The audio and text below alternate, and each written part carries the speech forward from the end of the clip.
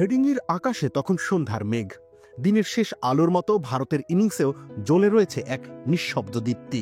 লোকেশ রাহুল ৪৭ রানে অপরাজিত। তার ব্যাটিং না, সেখানে বুনো আগ্রাসন নেই, তপস্যার এক সৌম্যভাব সেখানে।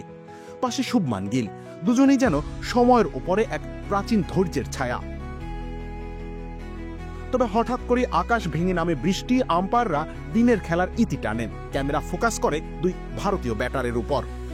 কিন্তু ঠিক তখনই ঘটে যায় সেই মুহূর্ত যেটি রান বা রেকর্ড দিয়ে মাপা যায় না।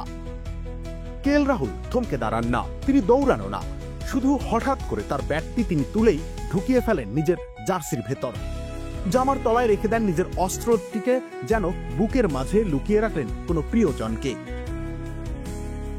এই দৃশ্য শুধু একটা মুহূর্ত নয়, এক নিঃশব্দ কবিতা, এক প্রেমের ছবি যেখানে ব্যাট কোনো খেলার সরঞ্জাম নয়, সে একজন সাথী, একজন শ্রদ্ধেয়, একজন প্রেমিকা, যার প্রতি প্রতিটা স্ট্রোক এক ভালোবাসার ছোঁয়া, প্রতিটা রান এক সম্পর্কের গভীরতা। আর এটা ওইটা না, কাপড় ধোয়ার একটাই সলিউশন, চাকা অল ইন ওয়ান। ভিজে না যাক বলে তিনি ব্যাটকে আড়াল করলেন, কিন্তু এই আড়ালের মধ্যেই প্রকাশ পেল এক অনাবিল স্নেহ। এ যেন মাতার সন্তানকে বৃষ্টির হাত থেকে আগলে রাখছেন, এ যেন সৈনিক তার অস্ত্রকে বুকের ভেতর লুকিয়ে বলছে, তুই না থাকলে আমি কেউ নই। সোশ্যাল মিডিয়া ছেয়ে গেল সেই ছবিতে। কেউ বললেন ক্রিকেটার নয়, কবি, আর কেউ বললেন আজকের দিনে এমন ভালোবাসা শুধু গল্পেই পাওয়া যায়। কিন্তু রাহুল কোনো গল্প নন, তিনি বাস্তব, তিনি নিঃশব্দ, তিনি কভার ড্রাইভে প্রেম লেখেন আর ব্যাটটিকে বুকের ভেতর রেখে সেই কবিতা বলে যান।